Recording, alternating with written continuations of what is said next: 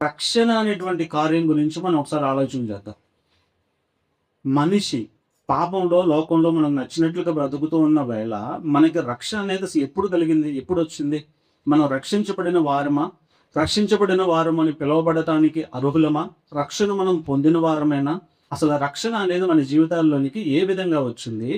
ఎలా మన హృదయంలోనికి, మన జీవితాల్లోనికి ఆ రక్షణ ప్రవేశిస్తుంది అనేది మనం పరిశీలన చేస్తే, రక్షణ అనేది మొట్టమొదట మనల్ని పాపులమై ఉన్న మనలను, పనికిరాని వారుగా ఉన్న మనలను, ఏమాత్రము నీతి లేని వారుగా ఉన్న మనలను నీతిమంతులుగా తీర్చింది దేవుని యొక్క కృప.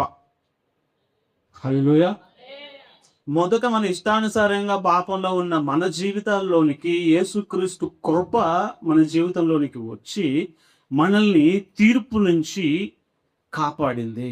జస్టిఫికేషన్ అంటారు దాన్ని. Justification by faith. విశ్వాసము మనం యేసుక్రీస్తు ప్రభువు మీద ఉంచడాన్ని బట్టి మనము జస్టిఫై చేయబడ్డాం.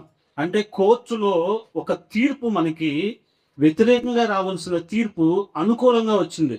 వాస్తవానికి మనం బ్రతికే బ్రతుకుకి, మనం చేసే పాపాలకి, మనం ఆడే అబద్ధాలకి, మనం చేసే మోసాలకి, మనం చేసే దొంగతనాలకి, వ్యర్థమైనటువంటి ఆ పనులన్నిటికీ కూడా మనకి నిజముగా న్యాయపరంగా మన మీదకి ఏం రావాలి?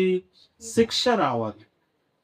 కానీ యేసుక్రీస్తు ప్రభువు ఆ శిక్ష మన మీదకి రాకుండా ఆయన కృప ద్వారా, మనము ఆయన మీద ఉంచినటువంటి విశ్వాసము ద్వారా, హల్లెలూయా, మనం ఎలా రక్షించబడతాం? చాలా మంది అనుకుంటారు మనం రక్షించబడాలి అంటే మనము సత్క్రియలు చేయాలి, నీతి క్రియలు చేయాలి, యథార్థంగా ఉండాలి, అబద్ధాలు ఆడకుండా ఉండాలి, పేదలకి ధనాన్ని పంచాలి, ఆహారం లేని వాళ్ళకి ఆహారాన్ని పెట్టాలి, నీతి క్రియలు ఎన్నో సత్క్రియలు చేయాలి. అవి చేయటం వలన మనం రక్షించబడతాం. రక్షణ కోసం ఈ కార్యాలన్నీ చేయాలి అని చాలా మంది అనుకుంటూ ఉంటారు. దాన ధర్మాలు చేస్తూ ఉంటారు, ఎన్నో ఎన్నో మంచి పనులు చేయడానికి ప్రయాసపడుతూ ఉంటారు. మంచి పనులు చేయటం మంచిదే, కానీ నీ మంచి పనుల వలన నీకు రక్షణ రాదు. మనం చేసేటువంటి గొప్ప గొప్ప పనుల వల్ల మనకు రక్షణ రాదు. మనం రక్షించబడ్డాము కాబట్టి ఆ మంచి పనులు చేయాలి. ఇందుకే రక్షణ మనకి ఎలా వచ్చింది? దేన్ని బట్టి వచ్చింది? మనకి దేవుని మీద ఉన్నటువంటి విశ్వాసాన్ని బట్టే వచ్చింది. ఆ మాట ఎక్కడుంది? రండి, రోమాపత్రిక 5వ అధ్యాయం 1వ వచనంలో స్పష్టంగా పౌలు గారు తెలియజేస్తా ఉన్నాడు. అందరూ తీయాలి. రోమాపత్రిక 5వ అధ్యాయం 2 పేజీలు పక్కకు తిప్పితే వస్తుంది. కాబట్టి విశ్వాస మూలమున మనము నీతిమంతులుగా తీర్చబడి, చాలు చాలు, అక్కడ ఏముంది రాయబడి ఉంది? దేని మూలంగా మనం నీతిమంతులుగా తీర్చబడ్డాం? మీరు చేసినటువంటి ధర్మ కార్యాల వల్ల మీరు నీతిమంతులుగా తీర్చబడ్డారని ఉందా? మీరు చేసిన నీతి క్రియల వల్ల మీరు నీతిమంతులుగా తీర్చబడ్డారని ఉందా? విశ్వాస మూలముగా మనము నీతిమంతులుగా తీర్చబడ్డాం. ఎవరి మీద విశ్వాసం? యేసుక్రీస్తు ప్రభువు మీద విశ్వాసం. ఏంటా విశ్వాసం? యేసుక్రీస్తు ప్రభు నా కోసం ప్రాణం పెట్టాడు, నన్ను రక్షించడానికి తన ప్రాణాన్ని సిలువలో అర్పించాడు, ఆయనే రక్షకుడు అని మనము ఆయన మీద విశ్వాసం ఉంచిన వెంటనే మనము నీతిమంతులుగా తీర్చబడ్డాం. నీతిమంతులు అయిపోలేదు, నీతిమంతులుగా తీర్చబడ్డాం. మనం చేసిన దానిని బట్టి మనం నీతిమంతులను పిలువబడితే నీతిమంతులు అయినట్లు. కానీ ఇక్కడ మన ప్రమేయం ఏముందా? మన కష్టం ఏమైనా ఉందా? మనం చేసింది ఏమైనా ఉందా? ఒకటే మనం చేసింది, ఆయన మీద విశ్వాసం. యేసుక్రీస్తు ప్రభు మీద ఎప్పుడైతే మనం విశ్వాసం ఉంచుతామో, ఆ విశ్వాసం మనం ఉంచడాన్ని బట్టి ఆయన కృప అర్హత లేని మనల్ని అర్హులుగా మార్చింది. దేనికి అర్హులుగా మార్చింది? నీతిమంతులుగా మారటానికి అర్హులుగా మనల్ని మార్చింది. ఇక్కడ ఆయన కృప ద్వారా ఆయన చేసినటువంటి కార్యము, రక్షణ కార్యము, సిలువ మీద ఆయన చేసినటువంటి ఆ త్యాగము ద్వారా, ఆయన కృప ద్వారానే మనం ఎలా తీర్చబడ్డాం? నీతిమంతులుగా తీర్చబడ్డాం. అంటే మన శక్తితో మనం దేవుని దగ్గరికి వెళ్ళలేం కాబట్టి మనం విశ్వాసం అనేటువంటి ఒక వంతెన ద్వారా ఆయన దగ్గరికి మనం వెళ్ళేలాగా ఆయన కృప మనకు సహాయం చేస్తుంది. హల్లెలూయా. మనం ఎట్లా నీతిమంతులుగా తీర్చబడ్డాం? ఆయన యందు విశ్వాసం ఉంచడం ద్వారా ఆయన కృప మనల్ని ఆ విశ్వాసం అనే వంతెన ద్వారా ఆయనకు దగ్గరగా మనల్ని తీసుకుని వెళ్తుంది. దీనిని బైబిల్ పరిభాషలో జస్టిఫికేషన్ బై ఫెయిత్ అంటారు. అంటే విశ్వాసము మూలముగా మనము నీతిమంతులుగా తీర్చబడటం. సో ఆయన యందు విశ్వాసం ఉంచిన ప్రతి ఒక్కరూ కూడా నీతిమంతులుగా తీర్చబడ్డారు. అంటే మనం విశ్వాసం ఉంచడం ద్వారా నీతిమంతులుగా తీర్చబడ్డాము కాబట్టి మనకి రక్షణ వచ్చేసిందా? మనం రక్షించబడిపోయామా? పరిపూర్ణమైన రక్షణలో మనం నిలువరంగా ఉన్నామా? అంటే ఇది ప్రారంభ దశ మాత్రమే. మొదటి స్టెప్ ఏంటంటే విశ్వాసం ఉంచడం. ప్రారంభ దశ ఏంటి? విశ్వాసం ఉంచడం. దాని తర్వాత జరగాల్సిన రెండవ క్రియ జస్టిఫికేషన్ బై ఫెయిత్, విశ్వాసం ఉంచడం ద్వారా నీతిమంతులుగా తీర్చబడ్డాం. రెండవది, ఇప్పుడు ఇందాక మనం చూసాం చూడండి, రోమాపత్రిక మొదటి అధ్యాయంలో మనం పరిశుద్ధులుగా ఉండుటకు ఆయన చేత పిలువబడిన వారము. నెక్స్ట్ ప్రక్రియ అది, దాన్ని శాంటిఫికేషన్ అంటారు. ఏమంటారు? శాంటిఫికేషన్ అంటే పరిశుద్ధపరచబడటం. ఇప్పుడు చూద్దాం అసలు పరిశుద్ధత అంటే ఏంటి. మొదట పరిశుద్ధత కాదు మన జీవితంలో మొట్టమొదటి ప్రాధాన్యత. మనము ఆయన యందు విశ్వాసం ఉంచడం అనేది మన జీవితానికి మొదటి పునాది సత్యం ఏంటి? యేసు ప్రభువునందు మీరు విశ్వాసం ఉంచకుండా మీరు ఎంత పరిశుద్ధంగా, ఎంత నీతి పనులు మీరు చేసినా, ఎన్ని సత్క్రియలు మీరు చేసినా, మీ ఆస్తంతా అమ్మి పేదలకు ఇచ్చినా మీకు రక్షణ రాదు. మీకు రక్షణ రావాలి అంటే మొదట మీరు చేయవలసినటువంటి పని యేసుక్రీస్తు ప్రభువునందు విశ్వాసం ఉంచాలి.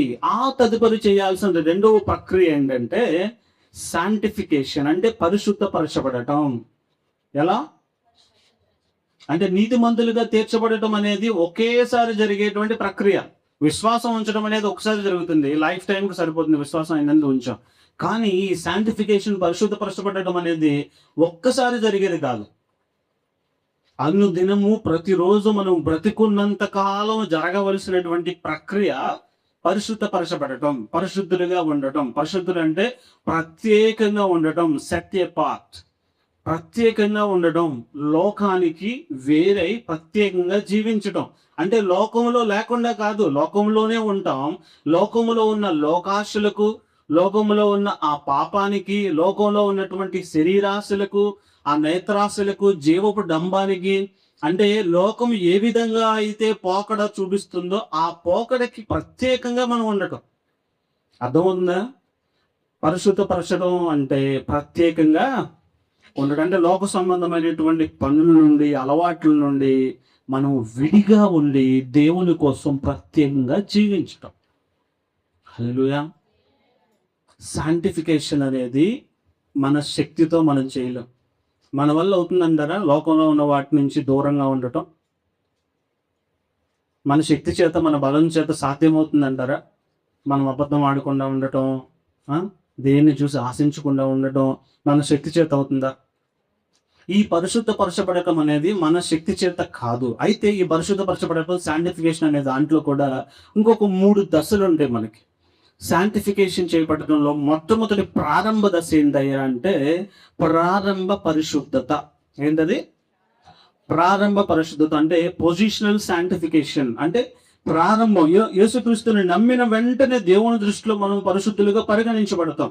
ఎవరైతే యేసుక్రీస్తుని నమ్ముతారో, నమ్మిన ప్రతి ఒక్కరూ కూడా ఆయన దృష్టిలో పరిశుద్ధులుగా పరిగణించబడ్డారు. ఎట్లా?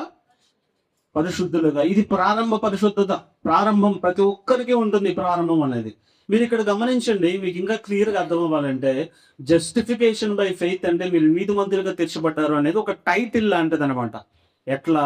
ఇప్పుడు మీరు 10th క్లాసో, ఇంటరో, డిగ్రీయో కంప్లీట్ చేసిన తర్వాత ఒక చోట ఆర్మీ రిక్రూట్మెంట్ జరుగుతుందండి. ఆర్మీ అంటే దేశానికి సంబంధించిన, రక్షణకి సంబంధించినటువంటి ఒక ఆఫీస్ కదా అది ఆర్మీ. ఆర్మీలో సెలక్షన్స్ జరుగుతుంటే మీరు వెళ్ళారు, ఆర్మీలో అన్ని టెస్టులు పాస్ అయిపోయారు, సెలెక్ట్ అయిపోయారు. ఇప్పుడు మీకు సెలెక్ట్ అయిన వెంటనే పేరు పక్కన అయితే ఆర్మీ ఆఫీసర్ పేరు పక్కన వచ్చేస్తుంది ఆఫీసర్ అని. లేకపోతే యుద్ధానికి వెళ్ళే వాళ్ళని ఏమంటారు? సైనికుడు, సోల్జర్. ఆర్మీ సోల్జర్ అని చెప్పి పేరు పక్కన సోల్జర్ అని వచ్చేస్తుంది. సెలెక్ట్ అయిపోయిన వెంటనే సోల్జర్ అయిపోయావు అంటే ఇప్పుడు నువ్వు యుద్ధానికి సిద్ధంగా ఉన్నావా? సెలెక్ట్ అయిన వెంటనే నేను యుద్ధం వస్తే పంపించేస్తారా? అంత మాత్రం నువ్వు సోల్జర్ కాదా? సోల్జర్ వేగా. మీకు అర్థమవుతుందా? ఫస్ట్ ఏంటి? జస్టిఫికేషన్ ద్వారా నువ్వు నీతిమంతురాలుగా తీర్చబడ్డావు. నీతిమంతుడని టైటిల్ వచ్చింది నీకు. ఆ నీతిమంతుడిగా నువ్వు పరిపూర్ణంగా ట్రైన్ చేయబడాలి. సైనికుడిగా నువ్వు సెలెక్ట్ అయ్యావు. నీ పక్కన సైనికుడు అని పేరు పక్కన సైనికుడు అని చెప్పి దాన్ని ఏమంటారు, పోస్ట్ వచ్చింది నీకు. ఒక టైటిల్ వచ్చింది, ఎంటైటిల్మెంట్ నీకు ఒక టైటిల్ వచ్చింది. ఏంటి ఆ టైటిల్? నువ్వు ఈ రోజు నుంచి నీతిమంతుడిగా తీర్చబడ్డావు. ఏ రోజు? ఎప్పుడైతే యేసుక్రీస్తు ప్రభువునందు నువ్వు విశ్వాసం ఉంచావో ఆ రోజు నుంచి నువ్వు నీతిమంతుడిగా తీర్చబడ్డావు. అయితే నువ్వు నీతిమంతుడు అయిపోయావా? సైనికుడిగా నీకు జాబ్ వచ్చింది. ట్రైనింగ్ అవ్వకుండా నువ్వు యుద్ధం చేసే సామర్థ్యం నీకు వచ్చిందా? సైనికుడిగా యుద్ధానికి వెళ్ళగలవా? మనం కూడా అంతే. యేసు ప్రభువునందు విశ్వాసం ఉంచాం. విశ్వాసం ఉంచడాన్ని బట్టి మనం నీతిమంతులుగా తీర్చబడ్డాం. అయితే ఇప్పుడు ఈ శాంటిఫికేషన్ అనే ప్రక్రియ ఉంది చూసారా? రెండవది పరిశుద్ధపరచబడటం అనేది మనల్ని ఆ యుద్ధానికి, ఆ నీతిమంతులుగా మారటానికి ఈ ప్రక్రియ మనకు ఉపయోగపడుతుంది. పరిశుద్ధపరచడం అనే ప్రక్రియ. ఈ పరిశుద్ధపరచడం అనే ప్రక్రియలో ప్రారంభ దశ ఏంటంటే ప్రారంభ పరిశుద్ధత. ఎవరైతే విశ్వాసం ఉంచుతారో వాళ్ళు దేవుని దృష్టిలో పరిశుద్ధులుగా పరిగణించబడ్డారు. ఇది ప్రారంభం. అంటే సెలెక్ట్ అయ్యాం. పక్కన మనకి పేరు పక్కన ఏమొచ్చింది? టైటిల్ వచ్చింది. ఏమని? నీతిమంతులు, ఇదిగో ఇలా పరిశుద్ధులు అని చెప్పి ప్రత్యేకించబడిన తర్వాత ఆ పరిశుద్ధతలో ప్రోగ్రెసివ్ పరిశుద్ధతలోకి వెళ్ళాలి. ప్రోగ్రెసివ్ శాంటిఫికేషన్లోకి వెళ్ళాలి. ఇది రెండవ దశ. మొదట దశ ఏంటి? ప్రారంభ పరిశుద్ధత, అంటే పొజిషనల్ శాంటిఫికేషన్. అయితే రెండవది ప్రోగ్రెసివ్ శాంటిఫికేషన్, అంటే నిరంతర పరిశుద్ధత. ప్రోగ్రెసివ్ అంటే ప్రతిరోజు జరగాల్సిన ప్రక్రియ. ఆ పరిశుద్ధత అనేది ప్రతిరోజు జరగాలి. అంటే ట్రైనింగ్ అనేది మన జీవితంలో ప్రతిరోజు జరుగుతూ ఉండాలి. ఆ ట్రైనింగ్ అయినప్పుడే, ఆ ట్రైనింగ్ కంప్లీట్ అయినప్పుడే మన యుద్ధానికి వెళ్ళగలం. సైనికుడు అయిన తర్వాత కూడా. ఇప్పుడు మనం నీతిమంతులుగా తీర్చబడ్డాం, పరిశుద్ధులను పిలువబడుతున్న మనం ట్రైనింగ్ లో ఉన్నాం. ఈ ప్రోగ్రెసివ్ శాంటిఫికేషన్ లో మనం ఉన్నాం. ప్రతిరోజు మనకి ఏముంటాయి? ట్రైనింగ్ లో ఉన్నప్పుడు పోరాటాలు ఉంటాయి. మీరు ఇప్పుడు పరిశుద్ధులు, నీతిమంతులుగా తీర్చబడ్డారు. మీకు ట్రైనింగ్ ఉంది, ట్రైనింగ్ జరుగుతుంది. ఈ ట్రైనింగ్ లో మీకు ఏం జరుగుతాయి? పోరాటాలు ఎదురవుతూ ఉంటాయి. ఆ పోరాటాలు మీరు జయించాలి అంటే మీకు సహాయం చేసేది ఏంటయ్యా అంటే పరిశుద్ధాత్మ దేవుడు, దేవుని వాక్యము. ప్రార్థన ద్వారా, దేవుని వాక్యము ద్వారా పరిశుద్ధాత్ముడు మనల్ని పరిశుద్ధతలోనికి నడిపిస్తాడు. అర్థమైందా? మొదట మీ విశ్వాసం ఉంచడం ద్వారా మీరు దేవుని దృష్టిలో నీతిమంతులుగా తీర్చబడ్డారు, పరిశుద్ధులుగా తీర్చబడ్డారు. అయితే ఈ ప్రోగ్రెసివ్ శాంటిఫికేషన్ లో ప్రతిరోజు జరిగే ఈ ప్రక్రియలో ప్రార్థన ద్వారా, వాక్యము ద్వారా పరిశుద్ధాత్మ దేవుడు మిమ్మలను పరిశుద్ధులుగా మారుస్తాడు. ఇది ప్రతిరోజు జరిగే ప్రక్రియ. క్రీస్తు స్వభావంలోనికి మనం మారే వరకు, మన పాప స్వభావం పోగొట్టుకుని క్రీస్తు స్వభావం, నవీన స్వభావం మనలోనికి వచ్చే వరకు కూడా జరగాల్సిన ప్రక్రియ ఇది. నిరంతర పరిశుద్ధత. ప్రారంభ పరిశుద్ధతలోకి అందరూ వచ్చేస్తాం. ఇప్పుడు నిరంతర పరిశుద్ధత మనం జరుగుతూ ఉన్నటువంటి స్థాయిలు, మనం ఉన్న స్థాయి ఏంటి? నిరంతర పరిశుద్ధత. అంటే ప్రతిరోజు మనకి ఏం ఎదురవుతుంది? పోరాటాలు ఎదురవుతాయి. ఆ పోరాటాలు మన శక్తితో, మన బలంతో జయించిన. దేవుడు మనల్ని పిలిచింది ఎందుకు? పరిశుద్ధులుగా ఉండటానికి. ఇప్పుడు ఆ ప్రక్రియ జరుగుతుంది మన జీవితంలో. మూడవ దశ సంపూర్ణ పరిశుద్ధత, అంటే అల్టిమేట్ శాంటిఫికేషన్. ఇది పరలోకంలో మనం దేవుని దగ్గరికి వెళ్ళినప్పుడే జరిగింది. ఎప్పుడు జరుగుతుంది? మనం దేవుని దగ్గరికి, పరలోకానికి వెళ్ళినప్పుడు. అక్కడ పాపానికి తావలేదుగా, అక్కడ పాపం అనేది ఉండదుగా. ఇక్కడ ఉన్నప్పుడే కదా ఈ పోరాటం. ఇది అర్థమవుతుందా? ఈ శాంటిఫికేషన్ ప్రక్రియ ఇప్పుడు మన జీవితంలో జరుగుతూ ఉంది. మనము ప్రతిరోజు కూడా ఈ పోరాటంలో ముందుకు వెళ్ళాలి. అది ఎలా సాధ్యమయ్యా అంటే పరిశుద్ధాత్మ సహాయం ద్వారానే మనకు సాధ్యం. పరిశుద్ధాత్మ మీద మనం ఆధారపడాలి. ఎవరి మీద ఆధారపడాలి? ఆయన మనలో ఉండి మనల్ని సరైన మార్గంలో నడిపిస్తాడు. అది దేవుని వాక్యము ద్వారా. దేవుని వాక్యమును మనల్ని ప్రతిష్ఠ చేస్తాడు. యోహాను సువార్త 17:17 చూడండి ఒకసారి. ఆ మాట చదవండి. దేని ద్వారా మనం పరిశుద్ధపరచబడతాం? యోహాను సువార్త 17:17. క్విక్గా చదవాలి. 17:17. సత్యమందు వారిని ప్రతిష్ఠ చేయము, నీ వాక్యమే సత్యం. ఇక్కడ యేసుక్రీస్తు ప్రభు శరీరంతో ఉన్నప్పుడు ఆయన చేస్తున్న ప్రార్థన, యోహాను సువార్త 17వ అధ్యాయం, తండ్రి అయిన దేవునికి కుమారుడైన యేసుక్రీస్తు చేస్తున్న ప్రార్థన మనందరి గురించి ఏమని చేస్తాడు? మనల్ని ఎక్కడ ప్రతిష్ఠ చేయాలంట? సత్యమందు ప్రతిష్ఠ చేయాలి. ప్రతిష్ఠ అంటే పరిశుద్ధపరచడం, ప్రత్యేకపరచడం. మీకు బాగా అర్థం అవ్వాలంటే, మనకున్నటువంటి హైందవ సాంప్రదాయంలో ఒక రాయిని చూసుకుని, చాలా రాళ్ళలో ఒక రాయిని ఏర్పాటు చేసుకుని, దాన్ని ఆ రాళ్ళలో నుంచి ప్రత్యేకపరిచి సపరేట్గా తీసుకొచ్చి ఒక చోట పెట్టి, దానిని ఒక శిల్పంగా చెక్కిన తర్వాత దానిని దేవాలయంలోనికి దేవుడిగా ప్రతిష్ఠ చేస్తారు. ప్రాణ ప్రతిష్ఠ చేశారు అంటారు. మీరు విన్నారు ఎప్పుడైనా? పూజారులు వాళ్ళందరూ వచ్చి వాళ్ళ యొక్క పద్ధతిలో దానికి ఆ సపరేట్ చేయబడినటువంటి రాయికి ఒక రూపాన్ని ఇచ్చి, ఆ రూపం చేయబడినటువంటి ఆ విగ్రహాన్ని తీసుకుని వెళ్ళి ప్రాణ ప్రతిష్ఠ చేస్తారు. ప్రతిష్ఠ చేయడం అంటే ఏంటి? ప్రత్యేక పరచకం. వాళ్ళ దృష్టిలో దాన్ని పరిశుద్ధ పరచకం. ఇక్కడ దేవుని వాక్యం మనకేం చెప్తుంది? మనల్ని సత్యమందు ప్రతిష్ఠ చేయాలి. మనల్ని సత్యమందు ప్రతిష్ఠ చేయాలి. ఎందుకు? సత్యం అంటే ఏంటి?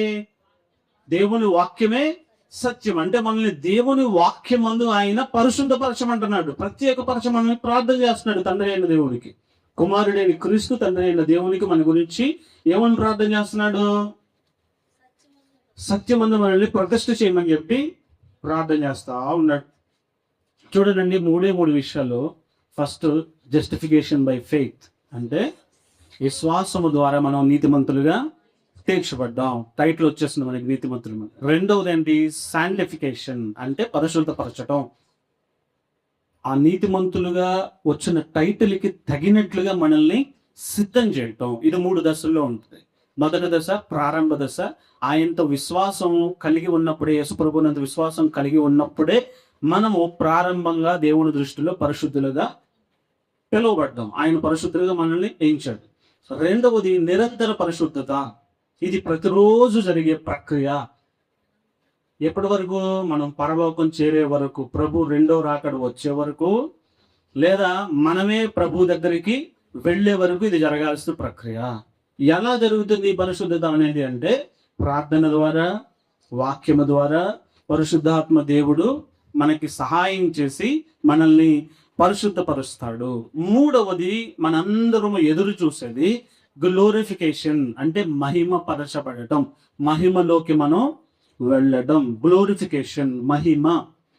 అది ఈ జస్టిఫికేషన్ అనేదేమో మన గతం, మన వెనకాల ఉన్నది. నీతిమంతులుగా తీర్చబడటం అనేది మన జీవితంలో ఆల్రెడీ అయిపోయింది. అది మన గతం. ఎప్పుడు జరిగింది? యేసు ప్రభువునందు మనం ఎప్పుడు విశ్వాసం ఉంచాం? అప్పుడు జరిగింది మన నీతిమంతులుగా తీర్చబడటం. అది మన పాస్ట్. ఇప్పుడు ప్రజెంట్ జరుగుతుంది ఏంటి?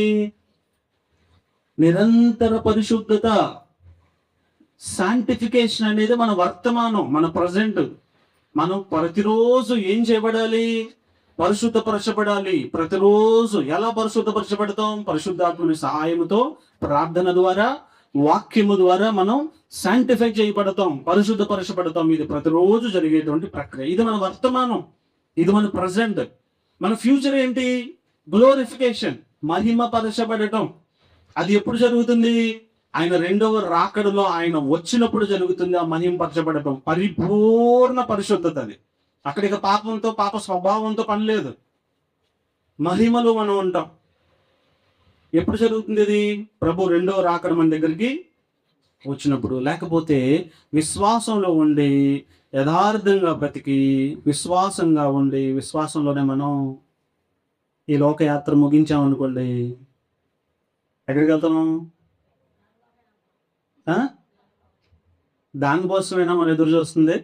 ఫిలిప్పీ పత్రిక 3వ అధ్యాయము 21వ వచనంలో దీని గురించి స్పష్టంగా ఉంది. చూడండి, ఒక మాట మహిమ పరచబడటం గురించి. ఫిలిప్పీ పత్రిక 3వ అధ్యాయము 21వ వచనం. మన చదవండి. సమస్తమును మనకు లోబర్చుకున్న జాలిన శక్తిని బట్టి ఇక్కడ వినండి, ఆయన మన దీన శరీరమును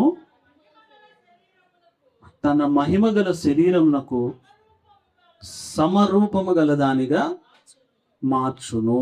మన దీన శరీరాన్ని ఆయన మహిమగల శరీరంగా దానికి సమరూపంగా మనల్ని మారుస్తున్నాడంట. అంటే అశాశ్వతమైన బలహీనమైనటువంటి ఈ శరీరాన్ని క్రీస్తు మహిమ కలిగిన శరీరం వల్లే మనం మార్చబడతాం. అది గ్లోరిఫికేషన్, మహిమ. ఆ మహిమలోనికి మనం వెళ్ళటానికే ఈ ప్రయాస, ఈ పోరాటం. అర్థమవుతుందా మీకు? క్విక్గా నేను వాటికి రెఫరెన్స్లు ఇచ్చి క్లోజ్ చేసేస్తాను. ఫస్ట్ జస్టిఫికేషన్ గురించి రోమాపత్రిక 5వ అధ్యాయం 1వ వచనం ఆల్రెడీ మనం చూసాం. జస్టిఫికేషన్ గురించి రోమాపత్రిక 5వ అధ్యాయం 1వ వచనం, అట్లాగే ఎఫెసీ పత్రిక 2వ అధ్యాయం 8, 9 వచనాల్లో కూడా స్పష్టంగా ఉంది. మీరు విశ్వాసము ద్వారా కృపచేతనే రక్షించబడి ఉన్నారు. ఇది మీ వలన కలిగినది కాదు, దేవుని వరమే. అది క్రియల వలన కలిగినది కాదు కనుక ఎవడనూ అతిశయపడ వీలు లేదు అని స్పష్టంగా ఇక్కడ ఎఫెసీ సంఘానికి రాయబడింది. అంటే మనం దేని ద్వారా రక్షించబడ్డాం? విశ్వాసం ద్వారా కృపచేతనే రక్షించబడ్డాం. అదే రోమాపత్రిక 3:24లో నమ్మిన వారు ఆయన కృపచేతనే క్రీస్తు యేసునందలి విమోచనము ద్వారా ఉచితముగా నీతిమంతులుగా తీర్చబడుతున్నాం. ఎట్లా? ఉచితం, ఫ్రీ. ఉచితంగా నీతిమంతులుగా మనం తీర్చబడుతున్నాం. ఎందుకు? ఆయన నమ్మాం కాబట్టి.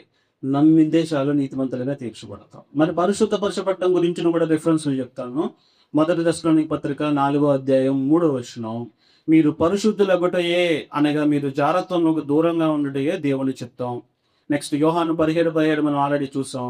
సత్యమందు వారిని పరిశుద్ధపరచము, ప్రతిష్ఠ చేయము, నీ వాక్యమే సత్యం. అలాగే 2 కొరింథీ 3:18, 2 కొరింథీ పత్రిక 3వ అధ్యాయం 18వ వచనం, మనం అందరమును ప్రభు యొక్క మహిమను అద్దము వలె ప్రతిబింబ చేయుచు మహిమ నుండి అధిక మహిమను పొందుచు ఆరూపమునకే మార్చబడుచున్నాము.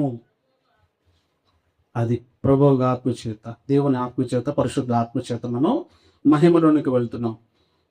నెక్స్ట్ చూడండి, 3వది గ్లోరిఫికేషన్, మహిమపరచబడడం గురించి. రోమాపత్రిక 8వ అధ్యాయం 30వ వచనం చూడండి. రోమాపత్రిక 8వ అధ్యాయం 30వ వచనం చదవండి, క్లోజ్ చేసుకుందాం. 8:30, 29:30 చదవండి. మరియు ఎవరిని ముందుగా నిర్ణయించెను ఎవరిని ముందుగా నిర్ణయించను వారినే పిలిచెను, వారినే పిలిచెను, ఎవరిని పిలిచెను వారిని నీతిమంతులుగా తీర్చెను, వారిని నీతిమంతులుగా తీర్చెను, ఎవరిని నీతిమంతులుగా తీర్చెను ఎవరిని నీతిమంతులుగా తీర్చెను వారిని మహిమపరిచెను. వారిని మహిమపరచును. చూడండి, ఇక్కడ ఈ మూడిటికి సంబంధించినటువంటి వాక్య భాగం రోమాపత్రిక 8వ అధ్యాయం 29, 30 వచనాల్లో మూడిటి గురించి ఉంది. మనల్ని ముందుగా ఎరిగాడు, ఎరిగిన వారిని పిలిచాడు, పిలిచిన వారిని ఎలా తీర్చాడంట? నీతిమంతులుగా తీర్చాడంట. నీతిమంతులుగా తీర్చిన వారిని మహిమపరచటం. చూసారా, ఆయన సంకల్పంలో ఇవన్నీ జరుగుతున్నాయి. ఆయన మనల్ని కోరుకునేందుకు, ఆయన మనల్ని ఎందుకు పిలుచుకున్నాడు? నీతిమంతులుగా తీర్చడానికి. నీతిమంతులుగా తీర్చిన మనకి మన టైటిల్కి తగినట్లుగా సైనికులుగా మనం జాయిన్ అయ్యాం. యుద్ధం చేయడానికి మనల్ని ఎక్విప్ చేస్తున్నాడు, సిద్ధపరుస్తున్నాడు. సైన్యంలో టైటిల్ వచ్చింది మనకి, దానికి తగినట్లుగా మనకి శిక్షణ ఇస్తున్నాడు. అంటే ఈ భూమి మీద జీవించే ఈ జీవితకాలం మనకి ఎలాంటిది? Training period. బ్రతికున్నంతకాలం మనం పరిశుద్ధపరచబడాలి, నేర్చుకోవాలి, యుద్ధానికి సన్నద్ధులు అవ్వాలి. ఇక్కడ యుద్ధం చేయాలి. ఈ యుద్ధంలో చివరికి మనకు వచ్చేదేంటి? గ్లోరిఫికేషన్, మహిమ. ఆ మహిమలోనికి మనం వెళ్ళాలి. ఆ మహిమలోనికి మనం వెళ్ళాలి అంటే అనుదినము ప్రార్థన చేయాలి, వాక్యాన్ని చదవాలి, పరిశుద్ధ ఆత్మ సహాయముతో మనము పరిశుద్ధపరచబడుతూ ఉండాలి. చివరికి ఆయన మహిమలోనికి మనం వెళ్ళాలి. అదే ఆయన సంకల్పం అయినది. అందుకు మనల్ని పిలుచుకున్నాడు. రోమాపత్రికలో ప్రారంభంలో ఆయన పరిశుద్ధంగా ఉండేటకు పిలువబడిన వారు మనల్ని కూడా అందుకే పిలిచాడు. ఇది మన మీద ఉన్నటువంటి బాధ్యత. నేను ఆల్రెడీ రక్షణ పొందేశానండి, రక్షించబడిపోయానండి, నాకు రక్షణ వచ్చేసిందండి అంటే సంపూర్ణ రక్షణ, పరిపూర్ణ రక్షణ ఎప్పుడు వస్తుంది? మీరు ఆలోచన చేసుకోండి. నేను రక్షించబడిపోయా, నాకు నచ్చినట్టు నేను బతికేస్తా, ఏ శిక్ష మీద లేదని కూడా ఒక చోట రాయబడి ఉంది కాబట్టి నాకు నచ్చినట్టు బ్రతుకుతానంటే కుదరదు. సత్య ప్రత్యేకంగా ఉండటానికి మనల్ని ఆయన ఎన్నుకున్నాడు. ఆయన మహిమను మనం ఇక్కడ ఈ భూమి మీద చూపించాలి. ఈ జీవించే జీవిత కాలంలో పరిశుద్ధాత్మ సహాయముతో దేవుని మహిమను మనం ఇతరులకు కనపరచాలి. అదే ఆయన కోరుకుంటుంది. Justification by faith, sanctification, glorification. 3 విషయాలు. గ్లోరిఫికేషన్లో 3 kinds. ఏంటవి? గ్లోరిఫికేషన్లో 3 రకాలు. ప్రారంభ పరిశుద్ధత, నిరంతర పరిశుద్ధత,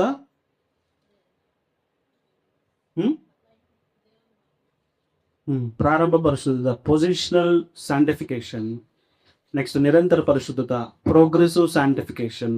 తర్వాత అల్టిమేట్ శాంటిఫికేషన్, సంపూర్ణ పరిశుద్ధత. ఆ సంపూర్ణమైన పరిశుద్ధత ఎప్పుడు కలుగుతుంది మనకి? పరలోకానికి వెళ్ళినప్పుడు. అయితే సంపూర్ణ పరిశుద్ధులు ఎప్పుడవుతాం? ఈ ప్రాణంతో బ్రతుకున్నప్పుడు మనం సంపూర్ణ పరిశుద్ధులు అవ్వలేం.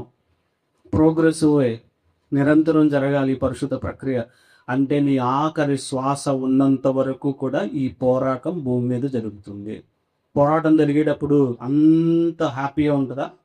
ఈ పోరాటంలో సమస్యలు వస్తాయి, ఇబ్బందులు వస్తాయి, అనారోగ్యాలు వస్తాయి, ఇరుకులు వస్తాయి, బాధలు వస్తాయి. ఎన్నొచ్చినా కూడా నువ్వు దేవుని మీద ఆధారపడి దేవుని వాక్యం చదువుతూ ప్రార్థన చేస్తూ ఉంటే ఆ పరిశుద్ధాత్మ నిన్ను నడిపిస్తూ ఉంటాడు పరిశుద్ధతలోనికి. ఆ సంపూర్ణ పరిశుద్ధతలోనికి వెళ్ళే వరకు కూడా ఆయన నీకు సహాయం చేస్తాడు.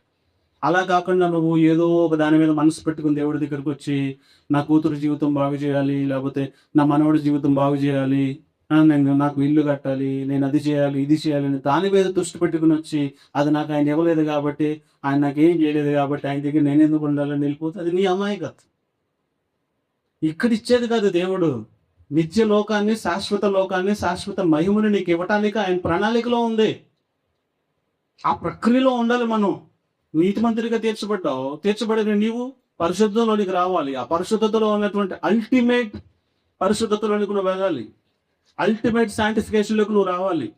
ప్రోగ్రెసివ్ శాంటిఫికేషన్లో ఇప్పుడు మనం ఉన్నాం. అర్థమవుతుందా మీకు? పొజిషనల్ శాంటిఫికేషన్ ఆల్రెడీ వచ్చేసింది. ప్రోగ్రెసివ్ శాంటిఫికేషన్లో మనం ముందు కొనసాగుతూ ఉన్నాం. అల్టిమేట్ శాంటిఫికేషన్లోకి అడుగు పెట్టే వరకు కూడా ఈ ప్రోగ్రెసివ్ శాంటిఫికేషన్లో చాలా జాగ్రత్తగా పరిశుద్ధాత్మ సహాయం మీద ఆధారపడి ప్రార్థనలు చేస్తూ వాక్యాన్ని ధ్యానిస్తూ దేవుని సహాయం సత్యమందు మనల్ని ప్రతిష్ఠ చేయమని కుమారుడైన దేవుడు, తండ్రి అయిన దేవునికి ప్రార్థన చేసినట్లుగా అందుకే మన కోసం ఆదరణకర్తను పంపించాడు. పరిశుద్ధాత్మ దేవుడు కొన్న మరొక పేరేంటి? ఆదరణకర్త. ఆదరణ ఎవరికి కావాలమ్మా? బాధల్లో ఉన్న వాళ్ళకి ఆదరణ కావాలి. అంటే యేసు ప్రభువుని ఎవరైతే అంగీకరించారో వాళ్ళకి ఏం కలుగుతాయి? బాధలు కలుగుతాయి. ఆ బాధల నుంచి ఆదరణ కావాలంటే ఆదరణకర్త సహాయం మనకి కావాలి. ఆయన మీరు ఆల్రెడీ నమ్మారు, విశ్వసించారు కనుక బాధల్లో ముందుకు వెళ్తున్నారు. ఆ బాధల నుంచి మీకు విడుదల కావాలంటే ఆదరణకర్త మీకు తోడుగా ఉంటాడు. అది మీరు ప్రార్థనలు చేయటం ద్వారా, వాక్యాన్ని చదవటం ద్వారా, సత్యమందు మిమ్మల్ని మీరు ప్రదర్శించుకుంటూ ఉంటే అప్పుడు ఈ బాధల్లో మీకు ఆదరణ కలుగుతుంది. ఆదరణకర్త వచ్చి మిమ్మల్ని సత్య స్వరూపిగా ఆత్మ మీలోనికి వచ్చి సర్వసత్యంలోనికి నడిపిస్తాడు. ఆ సత్యంలో మీరు ఒక్కసారి ప్రతిష్ఠ చేయబడిన తర్వాత ఈ కార్యం జరగలేదు, ఆ కార్యం జరగలేదు, అది జరిగితే అంత, జరగకపోతే అంత, నా దేవుడు నాతో ఉన్నాడు, అల్టిమేట్గా ఆయన దగ్గరికి నేను వెళ్తానే. ఆ శాంటిఫికేషన్లో, ఆ జస్టిఫికేషన్లో, లేకపోతే ఆ ధైర్యం మీకు వస్తుంది, ఆ నమ్మకం మీకు వస్తుంది, ఆ ఫెయిత్ మీకు వస్తుంది, ఆ విశ్వాసం మీకు వస్తుంది. దేవుడు కోరుకుంటుంది అది. పొట్టులాగా గాలికి కొట్టుకుపోయేలాగా మీరు ఉండాలని ఆయన కోరుకోవట్లా.